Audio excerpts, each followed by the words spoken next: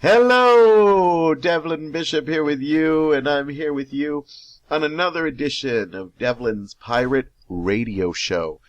And I will start off this show by saying I apologize if I sound a little deeper. I don't know if it's some kind of allergies with the spring and summer, or if it's just I know I had a little bit of a head cold for like a day, and once I get a cough, it stays with me. I'm actually feeling pretty good, but unfortunately, I have a hacking cough that I'm a hard cougher, and that means that I lose my voice a bit. So if I kind of have a smoky, sexy sound, we'll go with that. That's what it is. And hopefully I won't cough too much during this. But I just wanted to warn you. Anyhow, it is great to be back to another episode. I got a lot of very different things to talk about today. I'm going to start on probably more of a somber topic. For you guys who've listened to the show regularly, I don't have a set thing. I don't do, here's a funny segment, here's a serious segment, and here's just a lighthearted review or something. I mix it up a bit. I don't know, I do that. I think of the three things I want to talk about, and then I think of the order. Sometimes I want to do the sober. Well, yeah, I always do these sober, but I sometimes want to do the somber ones, in the middle. Sometimes end the show with it. Today I decide I'm going to start with it. Because it's something that we all sadly will have to deal with in our time, and that's the reason I feel I really wanted to talk about it. And to be honest, if it's in my heart, it's going to come out eventually. A little while ago, just recently, my partner Mike lost his mother. And we had to head up to Parry Sound. They live in a little area called Nobel. And we went up there for a little bit to be with his dad and his sister and his aunt. And just the whole family came together. And it's always a hard time. I'm sure many of you listeners have lost a parent or both parents. If you haven't, I hope you don't have to deal with it for a very, very long time. Because it's not the easiest thing to go through. Mike used to ask me, he was in my life when my father passed away. And he used to ask me what it was like to lose a parent. And I kind of told him that I had gone through it with my mother, and it's hard to explain, but basically, I said it's almost difficult to explain. I like to call it, you're part of the club now, when you lose your first parent, because you do know the feeling. I tried to describe it to him, and it was all jumbled, but I kind of said that it sort of feels like you're walking, the first couple of days, you're kind of walking in really lukewarm water, like underwater, and you can see the rest of the world is kind of going at the regular speed, yet you seem to be walking a little bit slower.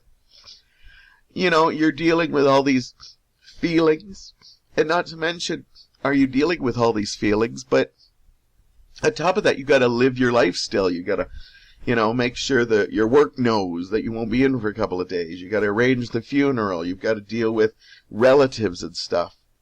On top of that, you're dealing with the fact that you've just lost one of your parents. Even if you're not close to your parents, I think it kind of feels like you've got two straps on a parachute. You may have parents that are always there, and you may have parents that aren't always there, but you know what? They're always somewhere, and you always know that you can reach out to them when you need them. Yeah, you could have some rat bastard parents, but they're still there somewhere. Even if you're estranged from them, they're still there. But when they're gone, it's like you lose one of the straps of the parachute. And when they're both gone, you're just like you're free falling. Anyhow, I said, you can't really understand it, Mike, until you join the club. And I remember when we were driving home, after all the everything had been done, and we were driving home back to Hamilton, he just looked at me and said, wow, you nailed it. When you said, you're in the club now. And I wish I didn't nail it, but he agreed that it's kind of the weirdest feeling. We went up to Parry Sound, and Mike's has his emotional moments, but he's very strong. He likes to keep it to himself. But he will have a breakdown. And what saddened me about the whole thing is the summer before, just as we were about to leave the cottage, he actually stopped the car and broke down crying. He just said, my parents are getting so old. Every time I say goodbye to them, I think it's the last time. And he was right this time, because that was the last time he saw his mother. When we were heading up there, Mike had heard that they weren't going to do anything. And he told me that, and he knows that this is a big sore spot in my thing. I don't like this new trend of, well, the person didn't want a funeral. They didn't want any kind of, like, service, anything. And they basically said that we're not doing anything, the family's going to just gather, and that's going to be it. Now, I'm not going to push it. You know, here's a family in grief. Yes, I will argue about it if we're sitting there having a conversation about it. But when somebody's going through grief, I'm not going to sit there and fight. If this is really what they want to do, they really want to do. But Mike knows me and knew that I wouldn't be happy about that. And one of the reasons I wouldn't be happy about that is because people have to remember that funerals and or any kind of tribute, wakes or parties, whatever you want to do, is not just for the person who died. In fact, it's not even for them at all. They're gone. They're moved to a better place. Wherever you want to believe they're gone, they're on their way. So the funeral and the service, or whatever you want to do, that is for the people that were left behind. And that's why it's so crucial. So when I hear somebody say, well, I don't want anything, I don't want a big service, well, you know what? It's not for you. Yes, you are the center of attention. You are the I can't even think of the word. You are the main guest, but it's not for you. When we got up there, his aunt was already there. Two of his aunts were there, and I heard that they decided that they were going to do a little something. It wasn't going to be a full-fledged service. We were just going to go into the room, and the main family was going to see the body, and then we were just going to come home and have a nice dinner. And I was so happy they were going to do something, because I always tell people, you got to do something.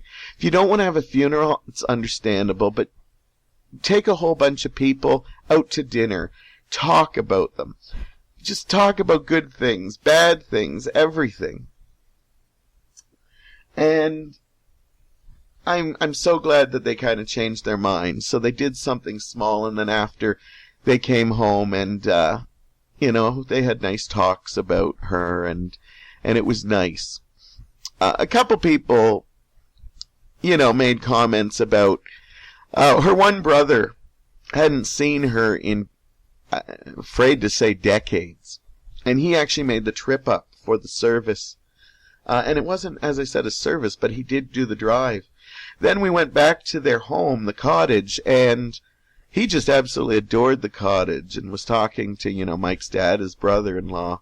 And he said, wow, I'm gonna have to visit more often. And my aunt just made a comment, away from most ears, but said, now just imagine if you took that time when your sister was alive, but you wasted all that time.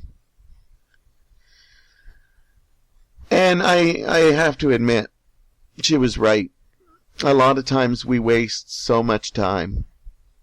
My parents never really were the kinds to tell you how they felt. I always say that I kind of taught my father how to say I love you.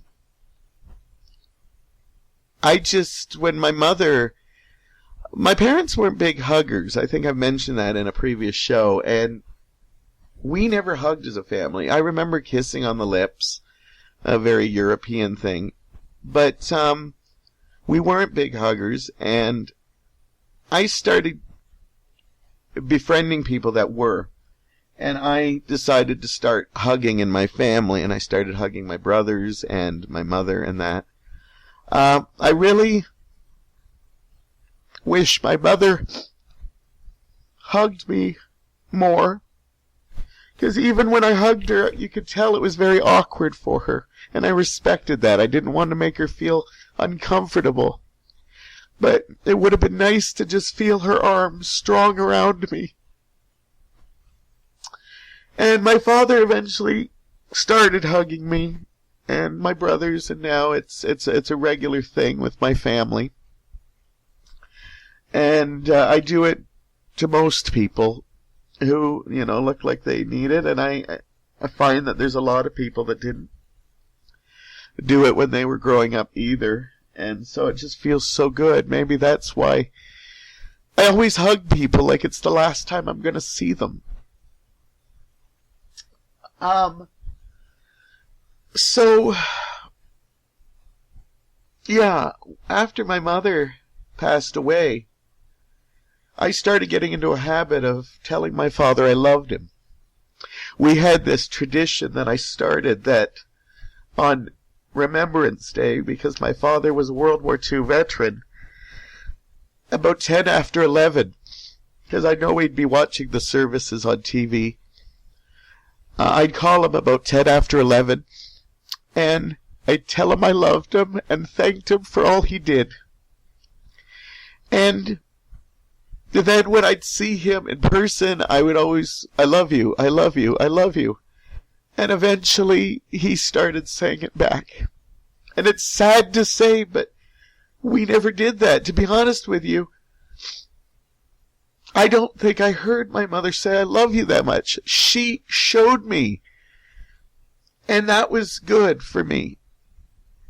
But, now don't get me wrong. When both my parents died, there was no real goodbyes. Maybe I'll talk about that on a future show, the actual last time I saw my parents. But I know that they know how I felt. I used to write cards to my family, and my mother was always very proud. At Christmas, everybody would read the cards and would tell them how much I felt. And my mother would always say, I'll read mine later, because she stayed up late at night. And she, being a strong East German, she didn't like to show her emotions. In fact, she'd almost mock you if you had emotions in front of you. She was a very warm woman, but she was very much like that. So she'd always say, I appreciate the card, and I will read it later. And she would, and she'd thank me for it. Thank me for the wonderful words. And I always remember that I had a friend that passed away. I think she was only 18 or 19 when she passed away. She was very young. One of the first major deaths in my life. I had lost a grandmother, but I was only moderately close. But this friend, Tia Scheiber, was just an amazing friend for me. And she was so young, and I was a little older than her. But when she passed, I wrote her a poem. And I remember I read it to my mother. And I was no real great poet, but I'd like to believe that I put my heart in it all. And my mother absolutely thought the poem was beautiful. And I remember saying her saying to me, sorry, just getting a little water. She says, when I die, I hope you write a poem for me.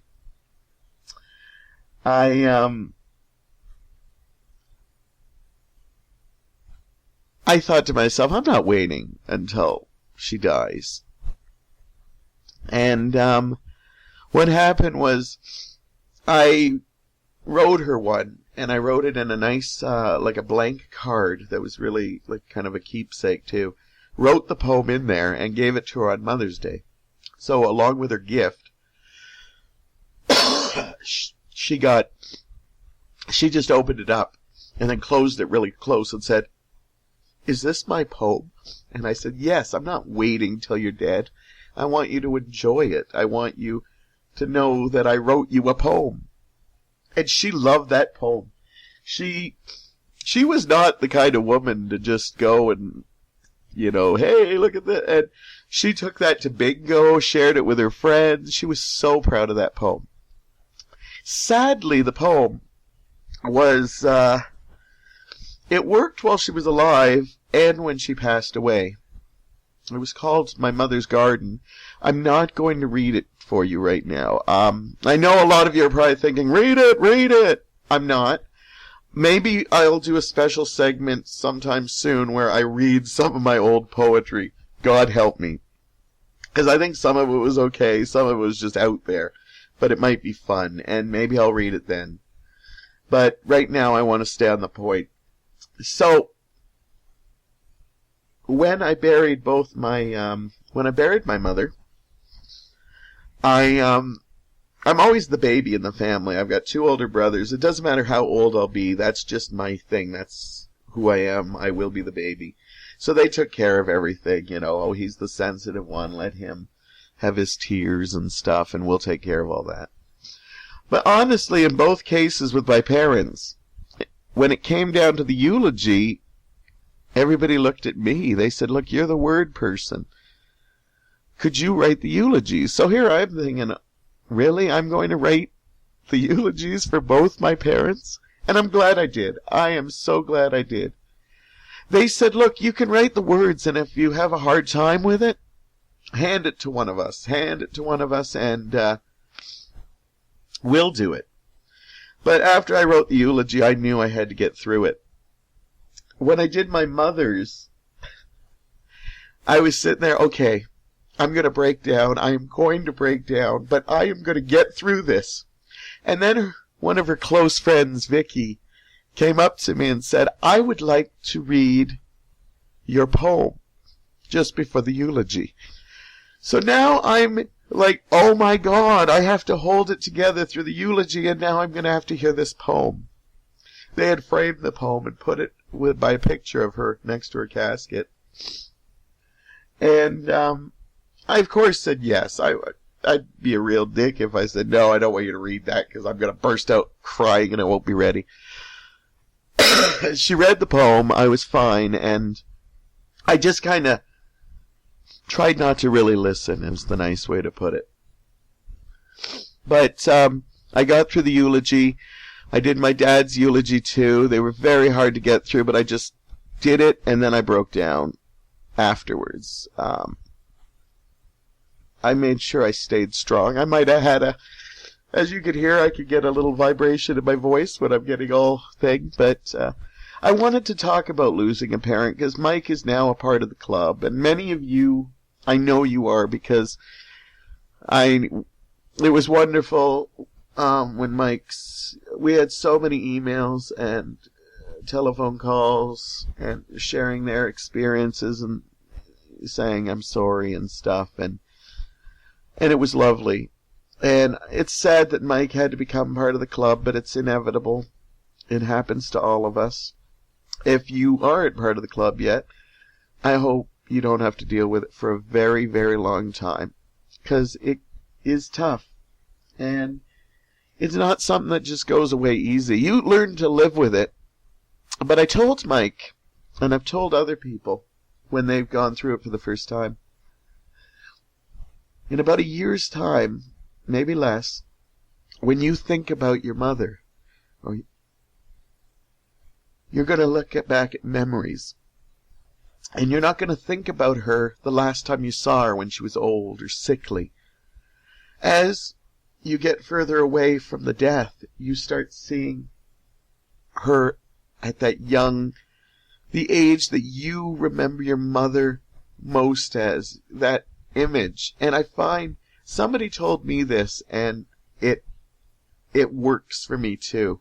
When I think of my parents now, I don't think of them when they were at the final stages of their life dealing with stuff. I think of them when they were young, and it's a wonderful thing.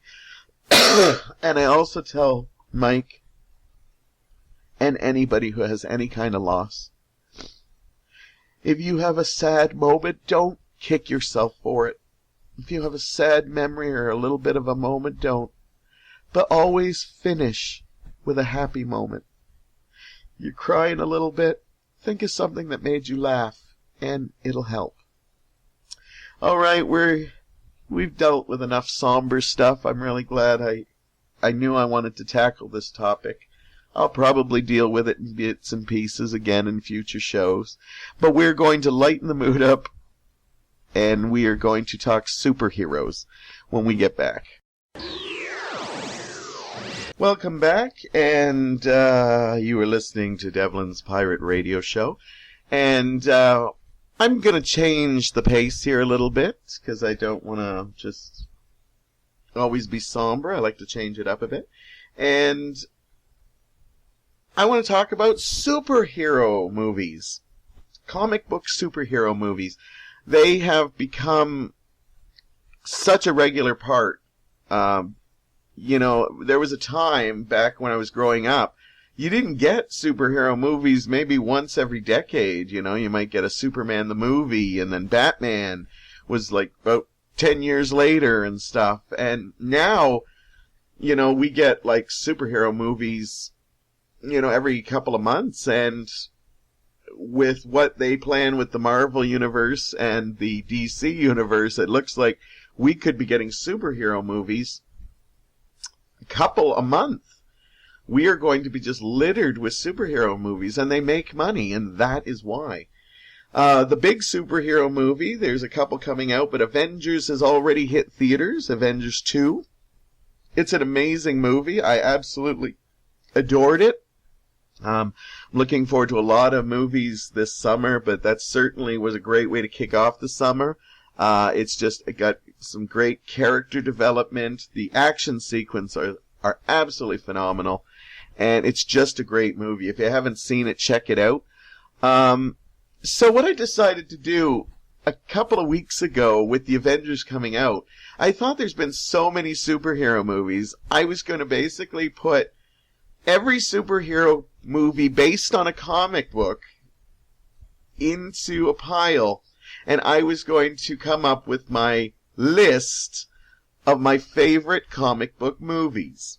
And at first I was just going to do it for fun, but then I decided, oh, what the hell, I'm going to reveal my top 10, and I know I'm going to get a lot of flack for some of these, but you know what?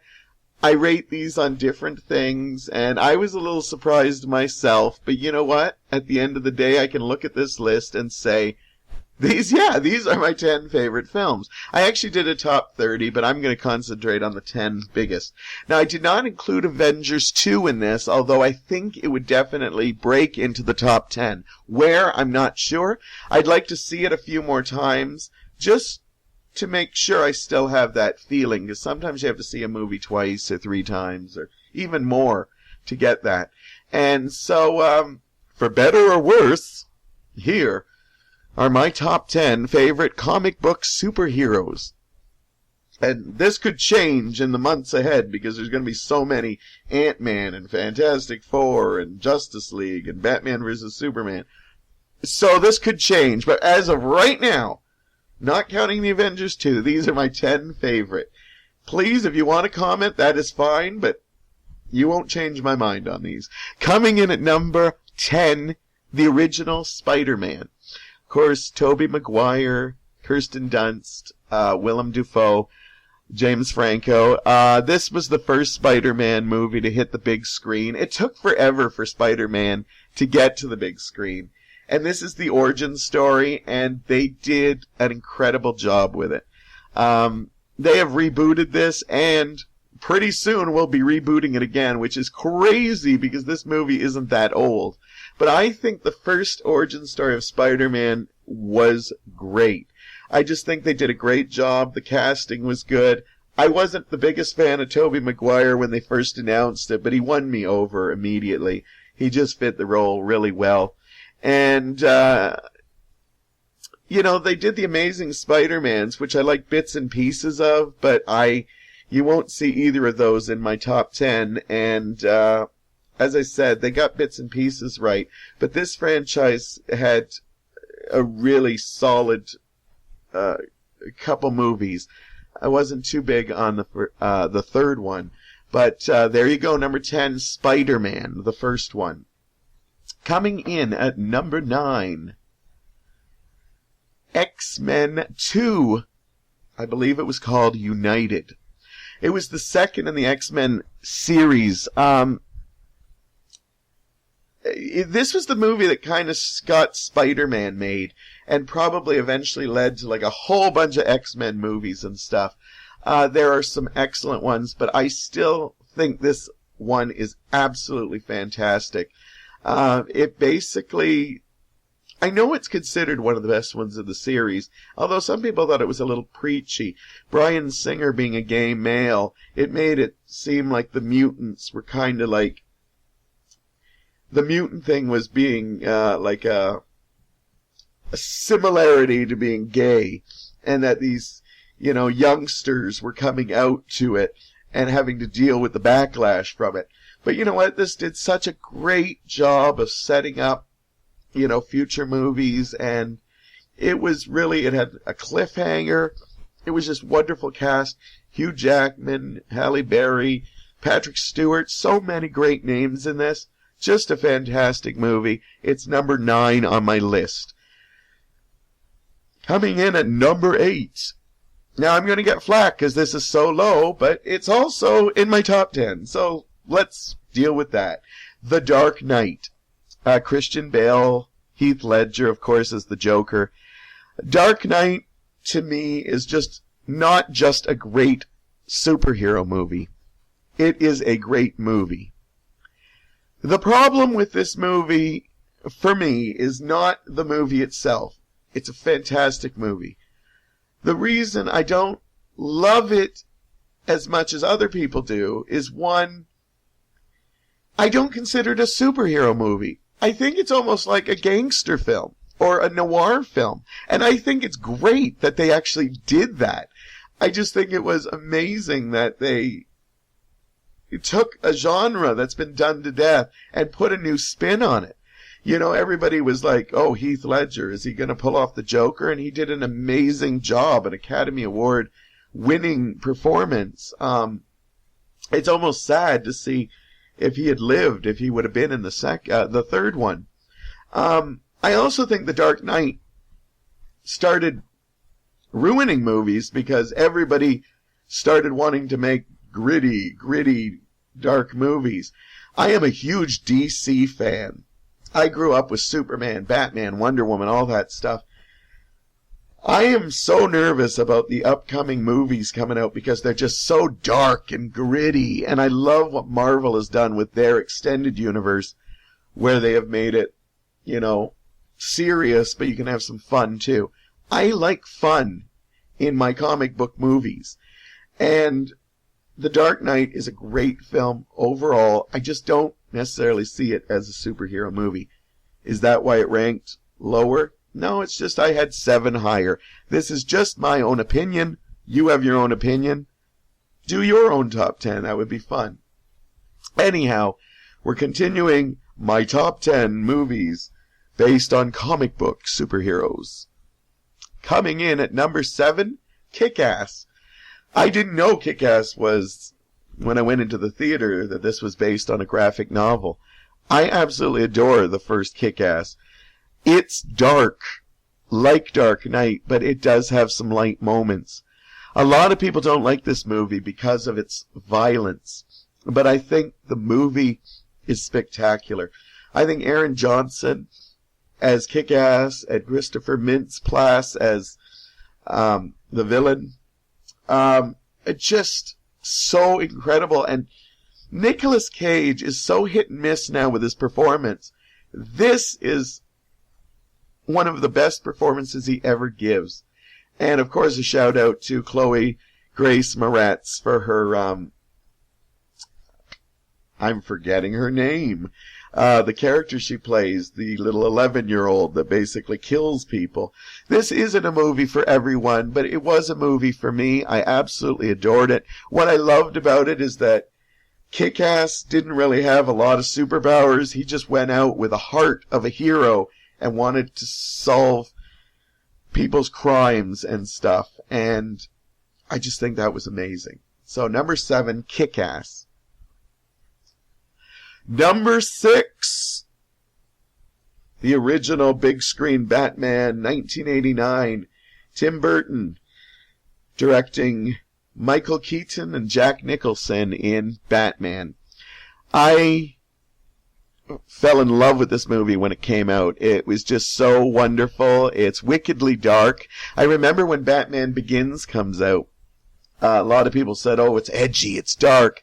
But I still think Batman is still darker. Jack Nicholson literally poisons people through cosmetics and even has a parade where he's shooting money from a balloon and poison gases. He's killing about a good portion of Gotham. You cannot tell me there's anything in Batman Begins that compares to the devastation that Jack Nicholson's character brings. He also is very charming as Joker, and I think Joker should be a little bit charming. Michael Keaton, of course, a lot of people had flack. I was a big fan of him from his comedic days. You know, Mr. Mom, Night Shift, Beetlejuice. I gave him a chance, and he did a great job with this. I also love the Prince soundtrack, even though it's not even featured that much. It's only used sparingly, but I think that's some of Prince's best work, and I know that's controversial too. I do like this one better than The Dark Knight, and I know there's more controversial Batman films to come, so hang on to your hats. Anyhow, Batman 1989 is number 6. Christopher Reeves will always be Superman to me. I liked Brandon Routh, and I absolutely adored Henry Cavill. I did not love Man of Steel. I liked a lot of it, but it was a big steaming mess when I've tried to watch it a couple times. But Henry Cavill is perfect as Superman. But I was a little boy when I saw the first Superman that did not make the top 10, but I believe is number 11. So it was right there. And you got to remember, Superman not only was the first superhero in comics, but he was one of the first that got a big screen movie. We were kids that literally went to see this, and as they claim, you will see a man fly. That being said, my number 5 movie is Superman 2. This sequel was phenomenal. It's action-packed, it's romantic, it's got some great moments where, like, Superman even, like, gives up his powers to be with Lois Lane. It is just the battle sequence, you know. Of course, now you look at it and say it doesn't seem as action-packed, but it was different back then. This was high-tech special effects at the time. I love the first Superman, but it's a little long, and I understand it's a little slow in parts. But Superman 2 is not. It just comes in on fire and absolutely phenomenal. Superman 2, number 5 on my list. Coming in at number 4, Spider-Man 2. As I said, the first 2 Spider-Mans in the series were just phenomenal. What they did with the origin story was great, but they took it up a notch in Spider-Man 2. You started seeing more with the Tobey Maguire character being developed, the romance between him and Kirsten Dunst. James Franco's hatred for Spider-Man was just phenomenal, and you could just see it. It was almost Shakespearean, the way he was so desperate to revenge his father, even though his father wasn't exactly the best to him. The movie is just incredible. I was only saddened that the third one was kind of a big step down. I didn't hate the film, but I didn't love it either. But this second one I still think is the best Spider-Man. People told me The Amazing Spider-Man, the first one, was pretty phenomenal. And I remember after seeing it, I didn't love it. I did like Andrew Garfield in the lead, but I just didn't love the actual movie. And when I went home that night, I actually put Spider-Man 2 on, and I said, there is not a single scene in The Amazing Spider-Man that compares with any one of the scenes in Spider-Man 2. Again, this is my own opinion. You don't have to share it. It's just what I do. So number 4, Spider-Man 2.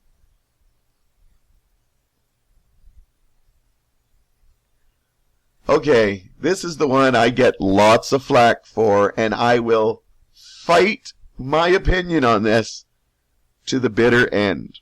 So, hang on to your hats. Get ready to write your comments, because I know I'm going to get some. Number 3, and for a long time this was number 1, Batman Forever. Yes, Val Kilmer, Jim Carrey, Nicole Kidman, Chris O'Donnell, Tommy Lee Jones. I loved this movie. I thought this was a perfect comic book movie. Why? Because it took Tim Burton's darkness and a little bit of camp and had so many storylines that they juggled them in such a way that it was well put together. It's sad Val Kilmer only wore the cape once, because you've got Batman trying to figure out what's wrong with him. You have Bruce Wayne trying to go to a psychiatrist, trying to figure out why he does this. Then you've got Tommy Lee Jones coming around. You've got Jim Carrey, who's this crazed scientist who's practically in love with Bruce Wayne and becomes the Riddler. And his Riddler is so over the top and camp. It's just awesome. But I love that Jim Carrey added that I'm in love with Bruce Wayne without saying the words. He wanted to be Bruce Wayne. What more can you say about that? And of course, a lot of people think that Robin was horrible in this. I don't agree. I think Chris O'Donnell nailed it because they made the character older. I think the whole Val Kilmer, Bruce Wayne, not wanting him to go into crime, because once he kills Two-Face for avenging his parents' death, he is going to cross a line that he has already gone to. And I love that Chris O'Donnell's just young, spunky, I'm going to do this, I need to kill them, I need to kill them, you're not going to stop me.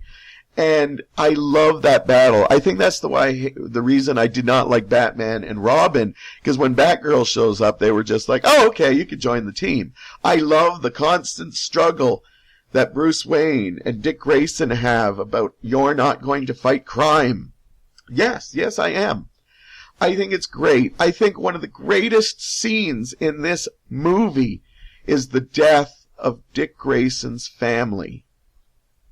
I just think that big top scene where they're all gunned down by Two-Face and everybody in the circus knows about it except Robin, who's saving all the people in the tent or the arena. And when he comes back, you just see his face and you know that kid is changed. I think it's so beautifully set up. I love the neon colors in this. Yes, Joel Schumacher went a little over the top for his next one, but I will fight to the death that tells me Batman Forever is my favorite film. At number 3, it was my favorite film, but 2 came out that I loved even more. Number 2 is The Avengers. I didn't think they could do it. They had put a whole bunch of solo characters in movies that I really loved. I fell in love with all of them. And then Joss Whedon had the hard job of basically putting them all together on the screen. I didn't think it could be done. I didn't think characters like Black Widow could work with a character like Thor, who's a god from outer space, I didn't think it could all work, and he did it. He not only did it, he made these characters come to life. I never sat there and thought, these are actors in a movie. I was seeing all the characters that I'd seen in other films come together. It was funny. It was action-packed. Well done. He does it again in Avengers 2. I'll be sad to see him go when he walks away from this after the second one. But he gave us 2 solid films, and The Avengers is just an amazing superhero film. It's number 2 on my list. A comic book I didn't even really know about came out and blew me away to a point I just don't know how to express how much I fell in love with this movie. And that's why it has now taken over the number 1 spot. Guardians of the Galaxy. Chris Pratt, Zoe Saldana, Dave Bautista, the voices of Vin Diesel and Bradley Cooper. This movie, I thought, looked like an absolute mess. Then the trailers came out, and they were using 70s music, and I was thinking, yeah, this looks like it could be fun. If you told me going in that this was going to be not only one of my favorite superhero comic book movies, but one of my now favorite movies of all time, I would have laughed. Guardians of the Galaxy, I hadn't felt a movie hit me like that. It reminded me when I was a little boy seeing Star Wars for the first time. I fell in love with these characters. I fell in love with the story. The story's action-packed. It's dramatic. It's got excellent action sequences, and it's got a big heart. And for any of you who know me, that always can win me over. There is emotional scenes in this that just rip your heart apart, and then make you laugh in the next scene, then make you cheer the heroes. I fell in love with this movie, and it doesn't surprise me that it was my number 1 favorite superhero comic book movie. Those are my choices. Hey, if you have some spare time, go and do your own list. It'd be fun to see what you had. And by all means, if you want to tell me I was wrong about certain ones, or where the hell was that one in my list, please comment me. I'm interested to see what you have to say. There's my superhero movies. I'll be back after this next break with another segment. I am back, and thank you for sticking with me. And I am back for my final segment on this show, and I don't know really what to call it.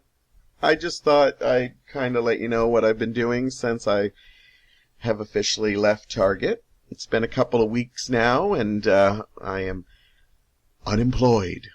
And it's been an interesting couple of weeks. I decided I was going to take a little bit of a break. I had a little bit of a severance. Not a lot, but it was something. And I decided I would take a little bit of a break. And after the darkness that I hit, that I've talked about in past episodes earlier in the year, I kind of needed to get rid of that. Has it worked? Nah, I won't talk about that yet. I think it has for the most part, but I have my moments. But anyhow, I've been unemployed, and I remember a friend of mine, he used to call it Funemployed. I won't name his name, but he used to always say, I'm funemployed, and I always loved that term. But I could never say that, because I always feel kind of weird. I have only been unemployed a couple times in my life, knock on wood. Yeah, that was me literally knocking on wood, or whatever this fake wood IKEA uses. But, yeah, I've only been unemployed a couple of times, and I'd love to be one of these people that can just, woo, I'm off, I'm just gonna go and sit on a patio and drink margaritas and, just kick up my heels. And I don't think that's the way it works for me. I feel guilty even calling it Funemployed, so I don't. But I do like the term. It should be something. But, I've been keeping myself busy, and I don't know why I want to talk about it, the first couple of days are weird because you have your schedule that you usually go to work and the people you see, and yeah, there's some depressing times. I had to deal with it a lot earlier, so I think my darkness hit earlier than a lot of other people's did. because I was dealing with it all through liquidation. A good friend of mine, Damien, he left early because he got a wonderful job opportunity, and he took it. And it was just very hard to say goodbye to him. I know that he said he was going to stay in my life, and you just never know. And, he's definitely shown signs that he's going to be there, and I truly believe that now. But it was hard. I crashed and just feeling let go by so many other things. That was just a part of it. It was a big part of it, but there was so much more. Then you throw in, Mike's mom's passing away, and then just the whole atmosphere at Target was kind of hit and miss while we were going through it. So anyhow, I kind of dealt with that. So when I said goodbye to Target, I was pretty much past the suicidal feelings, past the darkness that it threw me to, and I started beginning the healing. Now, as I said, I won't touch upon if it's been successful until later on in this segment. But I wanted to go through some of the things that I've been doing, and maybe if you're unemployed right now, stuff you probably have been doing, or maybe think of things to do. And the key is to keep yourself busy. And I know my worst days are when I set goals for myself and don't do them, or I just don't want to leave the house. They're usually the days that I crash the most, but that's just the way I'm programmed. Anyhow, of course, you do stuff around the house. You get some stuff you've always wanted to do. I kind of go through a nesting phase where I just want to clean up and do stuff. I think the biggest thing I did is I went through my closets and my dressers and got rid of all the clothes that I don't wear anymore, and donated them, and found clothes that I haven't worn a long time, and I don't know why, because they're really nice clothes, but they just got stuck in the back of my drawer or in my closet. So I went through all that, and that was just kind of weird, because they always say, like, when a gay man comes out of the closet, it's so he has more space for his clothes, but I'm not a big clothes whore. But I have clothes, and I also have, like, costumes. Don't think of me as kinky. Remember, I am an improv performer. I do shows. I play other characters. And I can get kinky sometimes. But, there's only so much housework you can do. Like, and to be honest with you, I could probably do a lot more, but it's hard to be motivated to do that. So, I do that a little bit. And then, of course, you got social media, which is nice to keep track of. It's nice to hear people doing well, or who has jobs, or who's out looking. You hear the ones that are taking a break like me. Some are taking extended breaks. Some are, just moved on right away. And, of course, everybody's different. So it's nice to see. It's also kind of sad sometimes because you see some of the people are going through maybe what you were a little while ago. Maybe not as dark, but still concerning. So, so that's always good. Reconnecting with friends has been always a good thing. Making as many plans with friends as I can. I started going to improv a bit more, not just to teach, but to play. And it's been great. It's been therapeutic. I've seen old friends, and I've actually met a couple of new friends, which are surprising too. A wonderful young man named Andrew, who I'd love to have on the show sometime, who I know is a regular listener, so there's a shout out to him. But it's been nice meeting new people, and it's surprising because I'm not at the best quality person I am, and it freaks me out when I meet new people, and I think, wow, I'm not even really giving my best. But somehow they're still seeing it, and I appreciate that. But it's great, even just going for a coffee, going on a little shopping excursion, You can make all fun unemployed jokes about you're spending money and you don't have it. But that happens. And, just anything, having them over and for a visit, or just getting out there and doing stuff, going to see a play, and that's really helped. You get to see them, and,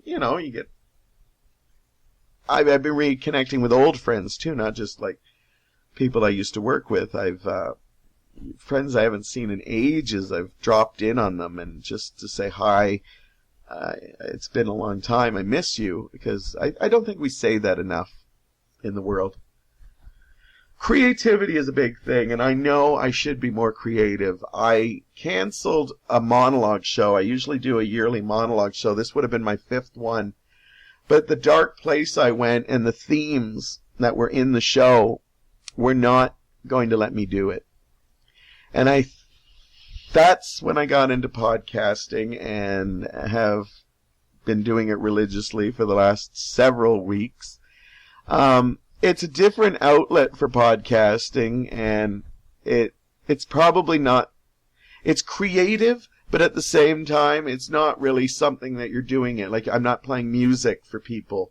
I'm not getting that instant connection. In fact, I'm making these, and every once in a while I get a comment, I'm so excited, or somebody says, I just listened to your show, it's incredible. But I don't get that. And so I'm actually shocked when people are like, yeah, I've been listening to your show. And it's like, I wish I had that. Oh, you're listening to it now, you're listening to that. Yeah. But you don't get that with podcasting. And I'm going to do a segment in a future episode about how podcasting might change my life. This little microphone here, it will be sort of humorous, sort of tongue-in-cheek, and sort of, maybe I'll do it. But we'll talk about that later. But I am trying to keep creativity. I'm trying to write, but that's a lost cause. I'm not the greatest writer. I'm an ideas man. I do role-playing with friends, and I tell a lot of stories in those games. And that's where my creativity comes out, because I don't necessarily have to write a lot. I just get the game ready. And I love advancing stories in that. And so, yes, I have the creative side covered. And yeah, definitely, if you're in a similar boat, even if you have a job, you know how much I strive for you to find a creative outlet. I don't care if it's doing little theater, or picking up that guitar you haven't in a long time, or just going in your wood shop and making stuff, whatever it is, do.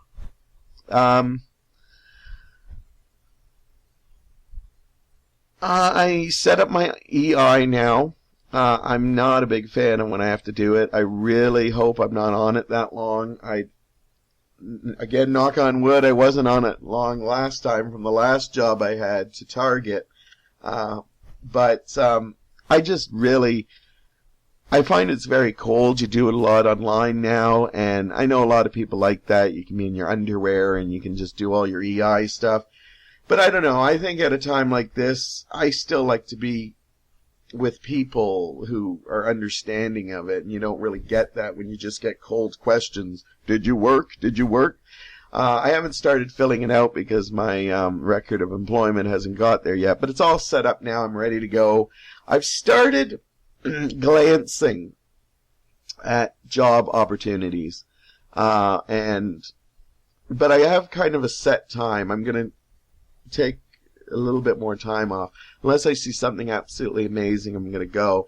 And then when I hit that time, that's when I'll really actively look, because I'm a little burnt out, and I think if I jump right into another job, I won't be giving them the best I can. And I want to go in fresh and give them that. So that's EI's all done, so now I just have to wait for them to start setting me up.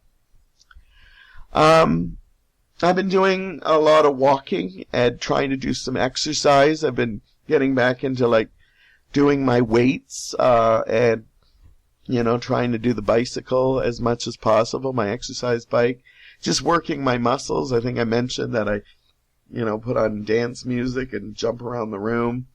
I'm trying to keep active because I know during this stressful time I'm going to eat a lot. Last couple days I've lost my appetite. I don't know if that's a good thing or not. Me losing an appetite, to me that's scary, but maybe it's part of the cold I'm going through. Maybe I've hit a couple of stress peaks again recently. But I'm trying. I'm trying to get out there. I'm trying to put my Walkman on and avoid the world for a bit, avoid social media, walk away, just lose myself when I'm not reconnecting with friends. Not easy. It's a lot easier to just pop in a movie and watch it by yourself. Easier to sit at the computer and look at inappropriate sites, touching yourself too much. Yeah, I went there. Hey, we do what we do. We do what we do. Anyhow, as for the healing, I think I'm getting there. I'm having more good days than bad days. I haven't hit the dark spot that I was earlier, a couple of months ago, but I do still get, I won't lie, there's no reason to. I still sometimes just get hit with some really bad times, and anything can trigger it. I actually have episodes where I think people I care about are laughing behind my back. They can tell me really wonderful things one day, and then the next day I see an action that they do that it just makes me feel like,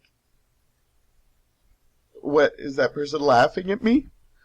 Because they say these wonderful words to my face, and then their actions in the world are saying other things. And it's not one or two people. I start seeing it with a lot of things. It's like, well, if I mean so much to you, why are your actions saying you're not really that important to me? Because as much as words are important to tell people how much you care about them, sometimes actions, and simple ones like sending them little notes or phoning them or something, is a big thing. And I go through phases like that. So I'm not going to lie to you. I have dark moments. I'm kind of tearing up only because I'm heading out of a dark moment now, and I'm not quite at the top yet. I definitely am ready in a couple of weeks to start making moves. I'm feeling the left behind stuff a little bit starting to fade. I'm maybe a little afraid to move on to my next adventure, and excited. I don't necessarily want to make new friends or anything like that. I don't know. This segment wasn't supposed to end in tears. But I kind of want to cut my heart off from everything. I've given it up to so many people. I think maybe I've spread it a little too thin, and there's not much left for me. So I want to go in and give my next workplace everything I've got. I'm just afraid that I may have lost a bit of me along the way. But you know what? One thing I know about myself is I'm a survivor, and I have survived so many things. Things that I will talk about in future episodes. Things that I probably could never talk about. But you know what? Thank you for sticking with me on this journey. I make these up in segments so you don't have to deal with this stuff. If you like just the happy stuff, I don't blame you. For the ones who do stick through the whole thing, thank you. A personal thank you. So my unemployed or funemployed days are still here. I'm going to continue what I'm doing because, as I said, I'm having more good days than bad, and I will survive this. I know a lot of people have been worried about me, and thank you for that. It means everything. But please know, I am a survivor at heart, and I will get through this too. I will talk to you very, very soon.